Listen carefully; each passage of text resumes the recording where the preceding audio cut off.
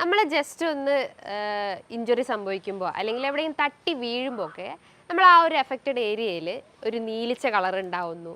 ആ ഒരു ഏരിയ നന്നായിട്ട് വീർത്ത് വരുന്നു. ഇങ്ങനെ തൊട്ട് നോക്കുമ്പം നീരുള്ള പോലെ ഫീൽ ചെയ്യുന്നു. ഓരോ ഏരിയാസിനെയും എഫക്റ്റ് ചെയ്യുന്ന അല്ലെങ്കിൽ ഓരോ ഏരിയാസിനെ എഫക്റ്റ് ചെയ്യുന്നതിന് ഓരോ പേരിട്ട് വിളിക്കുന്നു എന്നുള്ളൂ. സൈനസ് ആണെങ്കിൽ സൈനസൈറ്റിസ്, അല്ലെങ്കിൽ ഹെപ്പറ്റൈറ്റിസ് എന്ന് പറയുമ്പോൾ ലിവറിനെ ബാധിക്കുന്നു, മെനിഞ്ചൈറ്റിസ്, അങ്ങനെ ഓരോ ഏരിയാസിനെയും ഇത് എഫക്റ്റ് ചെയ്തെന്ന് വരും. നിങ്ങളുടെ ഡയറ്റിൽ ഉൾപ്പെടുത്തേണ്ട കാര്യങ്ങൾ എന്ന് പറയുമ്പോൾ ഞാൻ പറഞ്ഞു, ഒമേഗ 3 ഫാറ്റി ആസിഡ്സ് നല്ല രീതിയിൽ കഴിക്കാൻ ശ്രമിക്കുക. അതായത് എക്സ്റ്റേണലി നമ്മൾ പിൽസ് ആയിട്ട് അല്ലെങ്കിൽ ആ ഒരു ക്യാപ്സ്യൂൾ രൂപത്തിൽ അത് അവൈലബിൾ ആണ്. അത് അങ്ങനെ കഴിക്കുന്നത് നമ്മളെ ബോഡി ജസ്റ്റ് ഒരു അഡാപ്റ്റബിലിറ്റി കംപ്ലീറ്റ് ആയിട്ട് നഷ്ടപ്പെട്ടു പോകും. അപ്പോൾ അതിന് നമ്മൾ ചെയ്യേണ്ട കാര്യം എന്ന് പറഞ്ഞാൽ നമ്മൾ മത്സ്യങ്ങളോ അല്ലെങ്കിൽ ചെറുധാന്യങ്ങളോ. ഇന്ന് എല്ലാവരും സുപരിചിതമായി കേൾക്കുന്നൊരു വാക്കാണ് നീർക്കെട്ട് എന്ന് പറയുന്നത്. നമ്മൾ ജസ്റ്റ് ഒന്ന് ഇഞ്ചുറി സംഭവിക്കുമ്പോൾ അല്ലെങ്കിൽ എവിടെയും തട്ടി വീഴുമ്പോൾ ഒക്കെ നമ്മൾ ആ ഒരു എഫക്റ്റഡ് ഏരിയയിൽ ഒരു നീലിച്ച കളർ ഉണ്ടാവുന്നു. ആ ഒരു ഏരിയ നന്നായിട്ട് വീർത്ത് വരുന്നു. ഇങ്ങനെ തൊട്ട് നോക്കുമ്പം നീരുള്ള പോലെ ഫീൽ ചെയ്യുന്നു. അതൊരു എക്സ്റ്റേണൽ അല്ലെങ്കിൽ പുറത്തുനിന്ന് വന്നിട്ടുള്ളൊരു കാരണം കൊണ്ടാണ്, ആ ഒരു അല്ലെങ്കിൽ ആ ഒരു മുറിവ് കൊണ്ടാണ് നമുക്ക് അത്തരം ചേഞ്ചസ് ശരീരത്തിൽ കാണിക്കുന്നത്. അപ്പം എന്താണ് ഈ നീർക്കെട്ട്? അതിന് കോമൺലി എന്താണ് ആളുകൾ പറയാറ്, അല്ലെങ്കിൽ ആ ഒരു നീർക്കെട്ട് കാരണം നമ്മുടെ ശരീരത്തിൽ ഉണ്ടാവുന്ന ബുദ്ധിമുട്ടുകൾ എന്തൊക്കെയാണ്? ഈ നീർക്കെട്ട് ഒരു സ്പെസിഫിക് പാർട്ടിനെ മാത്രമാണോ എഫക്റ്റ് ചെയ്യുന്നത്, അല്ലെങ്കിൽ ഓരോ അവയവങ്ങൾക്കും ഈ നീർക്കെട്ട് സംഭവിക്കുമോ? ഇത് നമുക്ക് എങ്ങനെ മാനേജ് ചെയ്യാം? എന്തൊക്കെ ഭക്ഷണങ്ങളാണ് ഇത്തരം നീർക്കെട്ട് വന്നു കഴിഞ്ഞാൽ നമ്മൾ ഒഴിവാക്കേണ്ടത്? അതേപോലെ തന്നെ എന്തൊക്കെ നല്ല ഫുഡ് ഐറ്റംസ് ആണ് നമ്മളെ ഭക്ഷണത്തിൽ ഉൾപ്പെടുത്തേണ്ടത് എന്നുള്ള ആ ഒരു ഡിസ്കഷനാണ് ഇന്നത്തെ വീഡിയോയിലൂടെ പറയുന്നത്. നീർക്കെട്ട് അഥവാ ഇൻഫ്ലമേഷൻ എന്നാണ് മെഡിക്കലി പറയുക. അതായത് നമ്മുടെ തലയ്ക്കകത്ത് അല്ലെങ്കിൽ നമ്മൾ മഴയൊക്കെ കൊണ്ടു കഴിഞ്ഞാൽ നീർക്കെട്ട് ഇറങ്ങി അല്ലെങ്കിൽ വെള്ളം ഇറങ്ങിയത് കൊണ്ടാണ് തലവേദന വരുന്നത്. അല്ലെങ്കിൽ സൈനസിൻ്റെ അകത്ത് നീർക്കെട്ടിനെ പറയുന്നതാണ് സൈനസൈറ്റിസ് എന്ന് പറയുന്നത്. അതായത് ഇൻഫ്ലമേഷൻ്റെ ഒരു ഐറ്റിസ് എന്ന് പറയുമ്പോൾ ഇൻഫ്ലമേഷൻ എന്നാണ് പറയുന്നത്. അപ്പോൾ സൈനസിൽ നീർക്കെട്ട് ഉണ്ടാകുമ്പോൾ അതിന് സൈനസൈറ്റിസ് എന്ന് പറയുന്നു. അതേപോലെ തന്നെ മെനിഞ്ചൈറ്റിസ്, അതായത് നമ്മളെ ആ ഒരു ബ്രെയിൻ സ്ട്രക്ചറിനെ എന്തെങ്കിലും എഫക്ഷൻ വരുമ്പോൾ അല്ലെങ്കിൽ ബ്രെയിൻ സ്ട്രക്ചറിൽ എന്തെങ്കിലും ഒരു ഇൻഫെക്ഷൻ വരുമ്പോൾ അത് മെനിഞ്ചൈറ്റിസ് ആവുന്നു. അതായത് ഐറ്റിസ് എന്ന് പറയുമ്പോൾ എന്താ, നീർക്കെട്ട് അല്ലെങ്കിൽ ഇൻഫ്ലമേഷനെ സൂചിപ്പിക്കുന്നു.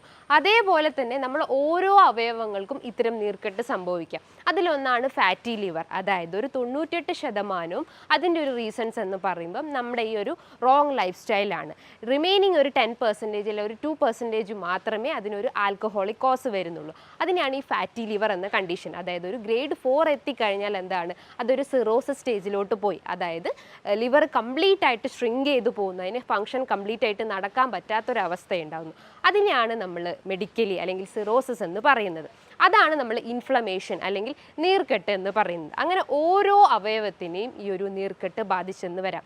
ചില ആളുകൾ അല്ലെങ്കിൽ ഇന്ന് കുട്ടികളാവട്ടെ അല്ലെങ്കിൽ ഒരു 18 വയസ്സ് കഴിഞ്ഞിട്ട് കുട്ടികളാവട്ടെ അല്ലെങ്കിൽ ഒരു 40 വയസ്സ് കഴിഞ്ഞിട്ടുള്ള സ്ത്രീകളും പുരുഷന്മാരും ആവട്ടെ, അവരൊക്കെ കോമൺ ആയിട്ട് പറയുന്നത് ശരീരം മൊത്തം ഒരു വേദന ഫീൽ ചെയ്യുന്നു, പേശികൾ ഇങ്ങനെ വലിഞ്ഞു മുറുകുന്ന ഒരു ഫീലിംഗ് ഉണ്ടാവുന്നു, ജോയിൻസ് അല്ലെങ്കിൽ ഓരോ എല്ലുകൾക്കിടയിൽ നിന്നൊക്കെ വേദന അനുഭവപ്പെടുന്നു, നടക്കാൻ ബുദ്ധിമുട്ടുണ്ടാവുന്നു, ചില വസ്തുക്കൾ എടുക്കാനുള്ള ബുദ്ധിമുട്ടുകൾ ഉണ്ടാവുന്നു, ഒരു ബലക്ഷയം ഉണ്ടാവുന്നു, മസിൽസും അല്ലെങ്കിൽ ആ ഒരു ബോഡി മൊത്തം ഒരു ബലക്ഷയത്തിൻ്റെ പ്രശ്നങ്ങൾ ഉണ്ടാവുന്നു, മെൻ്റലിയും ഫിസിക്കലിയും ഒരു വീക്ക്നെസ് അനുഭവപ്പെടുന്നു. ഇതൊക്കെയാണ് ഓൾ ടുഗദറായിട്ട് അല്ലെങ്കിൽ ഇത്തരം സിംറ്റംസിന് ഓൾ ടുഗദറായിട്ട് നമുക്ക് പറയാം ഇൻഫ്ലമേഷൻ അല്ലെങ്കിൽ നീർക്കെട്ട് എന്ന് പറയാം. അതായത് ആദ്യം തന്നെ നിങ്ങളെ സ്ലീപ്പ് സൈക്കിൾ നോക്കുക. ഒരു 7 മണി മുതൽ അല്ലെങ്കിൽ 8 മണിക്കൂറുള്ള ആ ഒരു ടൈം ഡ്യൂറേഷൻ മെയിൻറ്റെയിൻ ചെയ്യാൻ ശ്രമിക്കുക. കൃത്യമായിട്ടുള്ള ഒരു ഉറക്കം മെയിൻറ്റെയിൻ ചെയ്തിട്ടില്ലെങ്കിൽ പല രീതിയിലുള്ള ഇംബാലൻസ് അല്ലെങ്കിൽ ഹോർമോണൽ ഇംബാലൻസ് നമ്മുടെ ശരീരത്തിൽ കാണിക്കും. നമുക്കറിയാം ഈ ഒരു സ്ലീപ്പ് സൈക്കിളിലാണ് നമ്മളെ മെലാറ്റോണിൻ എന്ന് പറഞ്ഞിട്ടുള്ള ആ ഒരു ഹോർമോൺ കുറച്ചുകൂടി ആക്റ്റീവ് ആവുന്നത്, അല്ലെങ്കിൽ പല രീതിയിലുള്ള ആ ഒരു ആക്ടിവിറ്റീസ് നമ്മുടെ ശരീരത്തിൽ നടക്കുന്നത് ഈ ഒരു സ്ലീപ്പ് ഡ്യൂറേഷനിലാണ്. അപ്പോൾ കൃത്യമായിട്ടുള്ള ഒരു ഉറക്കം നമ്മൾ കൃത്യമായിട്ട് മെയിൻറ്റെയിൻ ചെയ്തിട്ടില്ലെങ്കിൽ അതിൻ്റെ മൂലവും നമുക്ക് ഇത്തരം നീർക്കെട്ടിൻ്റെ ഇഷ്യൂസ് ഉണ്ടാവും. അതായത് തലവേദന അനുഭവപ്പെടാം. നമ്മൾ കൃത്യമായിട്ട് ഒരു ഉറക്കം കിട്ടിയിട്ടില്ലെങ്കിൽ നമുക്ക് തലയ്ക്കൊരു ഭാരം ഫീൽ ചെയ്യുക, അല്ലെങ്കിൽ മൂക്കടഞ്ഞൊരു ഫീലിംഗ് ഉണ്ടാവുന്നു, അതേപോലെ തന്നെ ഒരു ക്ഷീണം അനുഭവപ്പെടുന്നു. ഇതിൻ്റെയൊക്കെ റീസൺസ് എന്ന് പറയുമ്പോൾ ഒരു ഇംപ്രോപ്പർ സ്ലീപ്പാണ്. അപ്പോൾ ഞാൻ പറഞ്ഞിട്ടുള്ളത് ഒരു 8 മണിക്കൂർ കൃത്യമായിട്ട് ഉറങ്ങാൻ ശ്രമിക്കുക. രണ്ടാമതായിട്ട് നിങ്ങൾ അമിതവണ്ണം അല്ലെങ്കിൽ അമിതവണ്ണം എന്ന് പറയുമ്പോൾ അതൊരു നീർക്കെട്ട് തന്നെയാണ്. അതായത് നമ്മുടെ ശരീരത്തിൽ കൂടുതലായിട്ട് ഫാറ്റ് ഡിപ്പോസിഷൻ നടക്കുന്നു, അല്ലെങ്കിൽ ഫാറ്റ് കംപ്ലീറ്റ് ആയിട്ട് ബേൺ ഔട്ട് ആയി പോകുന്നില്ല.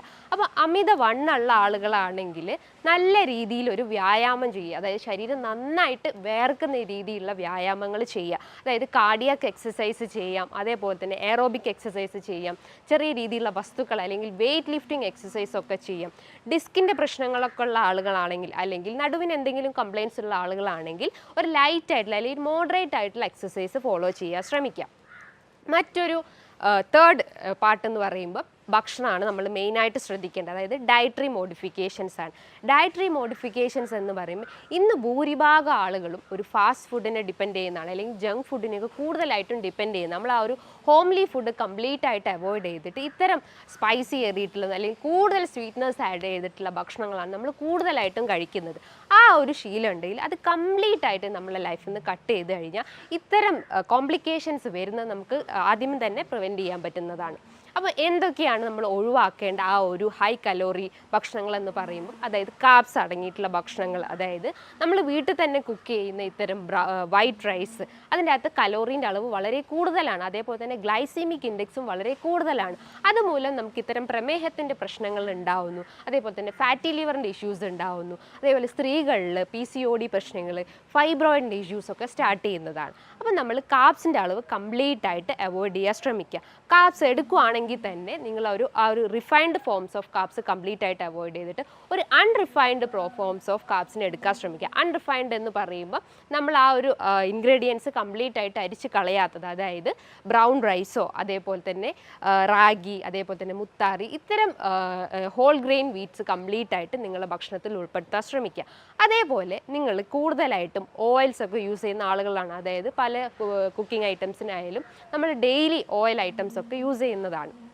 അപ്പോൾ ഇത്തരം സാച്ചുറേറ്റഡ് ഫാറ്റ്സ് അല്ലെങ്കിൽ ട്രാൻസ് ഫാറ്റിനൊക്കെ ഡിപ്പെൻഡ് ചെയ്യുന്ന ആളുകളാണെങ്കിൽ അത് കംപ്ലീറ്റ് ആയിട്ട് നമ്മൾ ഡയറ്റിൽ നിന്ന് അവോയ്ഡ് ചെയ്യാൻ ശ്രമിക്കുക. അതായത് പിസ്സ, ബർഗർ, അതിൻ്റെ അകത്തൊക്കെ കൂടുതലായിട്ടും സാച്ചുറേറ്റഡ് ഫാറ്റ്സ് ഉണ്ട്, അത് കംപ്ലീറ്റ് ആയിട്ട് അവോയ്ഡ് ചെയ്യാൻ ശ്രമിക്കുക. നമുക്കറിയാം നമ്മുടെ കുടലിനെ ബാധിക്കുന്ന അല്ലെങ്കിൽ നമ്മൾ ആ ഒരു ആമാശയത്തെ ബാധിക്കുന്ന ഒരു നീർക്കെട്ടാണ് ഗ്യാസ്ട്രൈറ്റിസ് എന്ന് പറയുന്നത്. ഗ്യാസ്ട്രൈറ്റിസ് അല്ലെങ്കിൽ ഐറ്റിസ് എന്ന് പറയുമ്പോൾ ഇൻഫ്ലമേഷൻ അഥവാ നീർക്കെട്ട് എന്ന് പറയുന്നു. അതായത് നമ്മുടെ ആ ഒരു ആമാശയത്തിൻ്റെ അകത്തുള്ള മ്യൂക്കസ് ലൈനിങ്, നമുക്കറിയാം 3 ലെയേഴ്സാണ് നമുക്ക് ഈ ഒരു ആമാശയത്തിന് ചുറ്റും കവർ ചെയ്തിട്ടുള്ളത്: മ്യൂക്കോസ, സബ് മ്യൂക്കോസ, സെറോസ. ഇത്തരം 3 ലെയേഴ്സിന് എന്തെങ്കിലും ഒരു ഡാമേജ് സംഭവിക്കുമ്പോൾ ആ ഒരു HCl സെക്രീഷൻ ആ ഒരു ലെയേഴ്സിനെ കംപ്ലീറ്റ് ആയിട്ട് എഫക്റ്റ് ചെയ്യുന്നു. അപ്പോൾ അതുമൂലം നമുക്ക് ഗ്യാസ്ട്രൈറ്റിസിൻ്റെ ഇഷ്യൂസ് ഉണ്ടാവുന്നു. അതിൻ്റെ ഒരു എക്സ്റ്റേണൽ സയൻസ് അല്ലെങ്കിൽ അതിൻ്റെ ഒരു ലക്ഷണങ്ങൾ എന്ന് പറയുമ്പോൾ ഫുഡ് കഴിച്ചാൽ ഉടനെ തന്നെ ഭയങ്കര വേദന ഫീൽ ചെയ്യുക, അല്ലെങ്കിൽ ഒരു പുകച്ചിൽ പോലെ അനുഭവപ്പെടുക, അങ്ങനെ പൊളിച്ച് തികട്ടി വരുന്ന ഇഷ്യൂസ് ഉണ്ടാവുന്നു. ഓക്കാനം, ഛർദി, ചില ആളുകൾക്ക് മോഷൻ ഇങ്ങനെ ഇടയ്ക്കിടയ്ക്ക് പോയിക്കൊണ്ടിരിക്കുന്നു, ചില ആളുകൾക്ക് മോഷൻ പോകുമ്പോൾ ഭയങ്കര ബേണിംഗ് സെൻസേഷൻ ഉണ്ടാവുന്നു. ഇതിൻ്റെയൊക്കെ റീസൺസ് എന്ന് പറയുമ്പോൾ ആ ഒരു നീർക്കെട്ടാണ്. അപ്പോൾ അത് കുറയ്ക്കാൻ വേണ്ടിയിട്ട് ഞാൻ പറഞ്ഞിട്ടുള്ള ആ ഒരു കാർബ്സിൻ്റെ അളവ് കംപ്ലീറ്റ് ആയിട്ട് കട്ട് ചെയ്യാൻ ശ്രമിക്കുക. അതേപോലെ തന്നെ ഈ ആർട്ടിഫിഷ്യൽ സ്വീറ്റ്നസ് കംപ്ലീറ്റ് ആയിട്ട് അവോയ്ഡ് ചെയ്യാൻ ശ്രമിക്കുക. അതേപോലെ പഞ്ചസാര അല്ലെങ്കിൽ ഷുഗറി പ്രൊഡക്ട്സ് ഉണ്ടെങ്കിൽ അത് കംപ്ലീറ്റ് ആയിട്ട് അവോയ്ഡ് ചെയ്യാൻ ശ്രമിക്കുക. ഷുഗർ എന്ന് പറയും ജസ്റ്റ് ഒരു പഞ്ചസാര മാത്രമല്ല, അതായത് അതിൻ്റെ അകത്ത് കാലോറി കൂടിയിട്ടുള്ള ഭക്ഷണങ്ങൾ അല്ലെങ്കിൽ ഗ്ലൈസിമിക് ഇൻഡെക്സ് കൂടിയിട്ടുള്ള ഭക്ഷണങ്ങൾ, അതായത് നിങ്ങൾ യൂസ് ചെയ്യുന്ന വൈറ്റ് റൈസ്, അതേപോലെ തന്നെ നിങ്ങൾ യൂസ് ചെയ്യുന്ന artificial sweetness, bakery items, pizza, burger, അല്ലെങ്കിൽ ഒരു റിഫൈൻഡ് ഫോംസ് ഓഫ് കാർബ്സിൽ വരുന്നതാണ് ഈ മൈദ. അതൊക്കെ ആ ഒരു ഇൻഗ്രീഡിയൻസ് കംപ്ലീറ്റ് ആയിട്ട് നഷ്ടപ്പെട്ടിട്ടുള്ള ഒരു ഫുഡ് പ്രൊഡക്ട്സ് ആണ്. അതൊക്കെ നമ്മൾ എഗെയിൻ ഡേ ബൈ ഡേ ആയിട്ട് നമ്മൾ യൂസ് ചെയ്യുകയാണെങ്കിൽ എഗെയിൻ നമ്മളെ ബോഡി വീക്ക് ആവുകയാണ് ചെയ്യുന്നത്. അതേപോലെ നിങ്ങൾ അവോയ്ഡ് ചെയ്യേണ്ട ഒന്നാണ് മോണോസോഡിയം ഗ്ലൂട്ടാമേറ്റ് അല്ലെങ്കിൽ അജിനാമോട്ടോ പോലത്തെ ഇത്തരം ആർട്ടിഫിഷ്യൽ കണ്ടൻസ് ഒക്കെ ഉണ്ടെങ്കിൽ അത് കംപ്ലീറ്റ് ആയിട്ട് നിങ്ങളുടെ ഡയറ്റിൽ നിന്ന് അവോയ്ഡ് ചെയ്യാൻ ശ്രമിക്കുക. അതേപോലെ തന്നെ omega-6 ഫാറ്റി ആസിഡ്സ് അതുണ്ടെങ്കിൽ അത് കംപ്ലീറ്റ് ആയിട്ട് അവോയ്ഡ് ചെയ്യാൻ ശ്രമിക്കുക. നമുക്കറിയാം ഈ ഒരു ഫാറ്റി ആസിഡ്സിൻ്റെ 2 പാർട്സ് ആണ്. omega-3 ഫാറ്റി ആസിഡ്സ് ഉണ്ട്, omega-6 ഫാറ്റി ആസിഡ്സും ഉണ്ട്. omega-3 ഫാറ്റി ആസിഡ്സ് ആണ് നമ്മളെ ബോഡിക്ക് ആവശ്യമായിട്ടുള്ളത്. പക്ഷേ നേരെ ഓപ്പോസിറ്റ് ആക്ഷനാണ് omega-6 ഫാറ്റി ആസിഡ്സിനുള്ളത്. omega-3 ഫാറ്റി ആസിഡ്സ് അടങ്ങിയിട്ടുള്ള ഭക്ഷണങ്ങൾ എന്ന് പറയുമ്പോൾ ചെറിയ മത്സ്യങ്ങൾ, ലീഫി വെജിറ്റബിൾസ്, അതേപോലെ തന്നെ ചെറുധാന്യങ്ങളിലൊക്കെ omega-3 ഫാറ്റി ആസിഡ്സ് അടങ്ങിയിട്ടുണ്ട്. പക്ഷേ omega-6 ഫാറ്റി ആസിഡ്സ് എന്ന് പറയുമ്പോൾ ഇത്തരം പിസ്സ, ബർഗർ അല്ലെങ്കിൽ ഇത്തരം ട്രാൻസ് ഫാറ്റ് അല്ലെങ്കിൽ പ്രോസസ്ഡ് ഫുഡിൻ്റെ അകത്തൊക്കെയാണ് കൂടുതലായിട്ടും അടങ്ങിയിട്ടുള്ളത്. അത് നമ്മുടെ ബോഡിയിൽ എഗെയിൻ ഒരു ടോക്സിസിറ്റി ക്രിയേറ്റ് ചെയ്യുകയാണ് ചെയ്യുന്നത്. അപ്പോൾ അത്തരം ഫുഡ് ഐറ്റംസിനെ ഡിപ്പെൻഡ് ചെയ്യുന്ന ആളുകളാണെങ്കിൽ, അതായത് ഡേ ബൈ ഡേ നമ്മൾ ആ ഒരു ഫുഡ് ഐറ്റംസ് കഴിച്ചുകൊണ്ടിരിക്കുന്ന ആളുകളാണെങ്കിൽ നമുക്ക് അമിതവണ്ണത്തിൻ്റെ പ്രശ്നങ്ങൾ ഉണ്ടാകുന്നു. അതൊരു നീർക്കെട്ടാണ്. അതേപോലെ തന്നെ ഫാറ്റി ലിവറിൻ്റെ ഇഷ്യൂസ് ഉണ്ടാകുന്നു. അതും ഒരു ടൈപ്പ് ഓഫ് ഇൻഫ്ലമേഷൻ തന്നെയാണ്. ഇത്തരം അസുഖങ്ങൾ ഭാവിയിൽ വരാതിരിക്കാൻ വേണ്ടിയിട്ടും നമ്മൾ ഇത്തരം ഭക്ഷണങ്ങൾ കംപ്ലീറ്റ് ആയിട്ട് അവോയ്ഡ് ചെയ്യാൻ ശ്രമിക്കുക. ഞാൻ പറഞ്ഞു, ഈ ഒരു നീർക്കെട്ടിനെയാണ് നമ്മൾ ഇൻഫ്ലമേഷൻ അല്ലെങ്കിൽ മെഡിക്കലി ഇൻഫ്ലമേഷൻസ് എന്ന് പറയുന്നു. ഈ ഒരു ഇൻഫ്ലമേഷൻ രണ്ട് രീതിയിലുണ്ട്. അക്യൂട്ട് ഇൻഫ്ലമേഷൻസും ഉണ്ട്, അതേപോലെ തന്നെ ക്രോണിക് ഇൻഫ്ലമേഷൻസും ഉണ്ട്.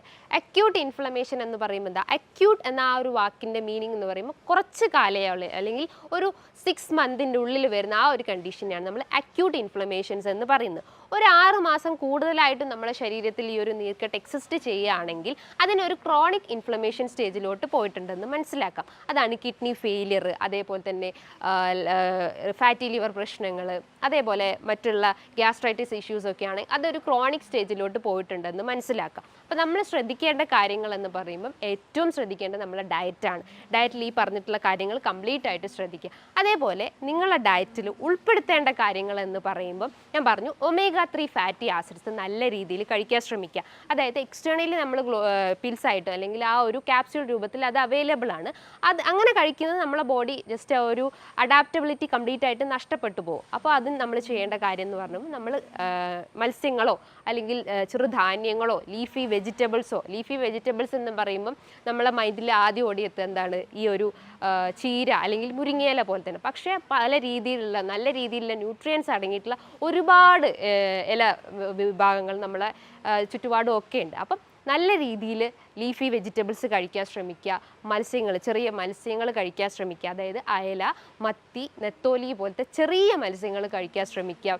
ഇപ്പോൾ ചിക്കനൊക്കെ കഴിക്കാൻ അത്രയും ഒരു ക്രേവിങ്സ് ഉണ്ടെങ്കിൽ നിങ്ങൾക്ക് വീക്ക്ലി കഴിക്കാം. അത് ഗ്രിൽ ചെയ്ത് കഴിക്കുകയാണെങ്കിൽ കുറച്ചുകൂടി ബെറ്റർ ആയിരിക്കും. കാരണം അതിൻ്റെ അകത്തേക്ക് ആ ഒരു ഓയിലി കണ്ടൻറ്റ് നമ്മൾ അതിൻ്റെ ആ ഒരു ഡിപ്പോസിഷൻ കംപ്ലീറ്റ് ആയിട്ട് നഷ്ടപ്പെടാതെയാണ് നമ്മൾ ചെയ്യുന്നത്. അപ്പോൾ അതിൻ്റെ അകത്തേക്ക് നമ്മൾ മയണോയ്സോ അല്ലെങ്കിൽ സോസോ ഇത്തരം എക്സ്റ്റേണൽ ഇൻഗ്രീഡിയൻസ് ഒന്നും ആഡ് ചെയ്യാതെ ആ ഒരു ഫ്രഷ് ഫോമിൽ തന്നെ കഴിക്കാൻ ശ്രമിക്കുക.